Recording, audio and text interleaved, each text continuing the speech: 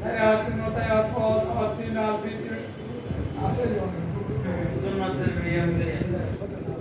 ফজরের সময় ফজরের সময় লম্বা সাইডা দিরা জন্য দিরা রিয়াজ জন্য আর জোহরে কইল বাররাহাত 12 রাকাত কেমনে দিরা সাইডা জন্য তারা পোলা দিরা দিরা বুঝলা আর আইন বুঝা আসর আসর আসলে তো আসরের সময় কত 8 রাকাত 4 রাকাত জন্য 4 রাকাত হলো বুঝলা না হইছে ঠিক আছে না বলে কোন দুয়ারো ফটো লাগবো বাবা আল্লাহর সাথে করতে হবে দর্শক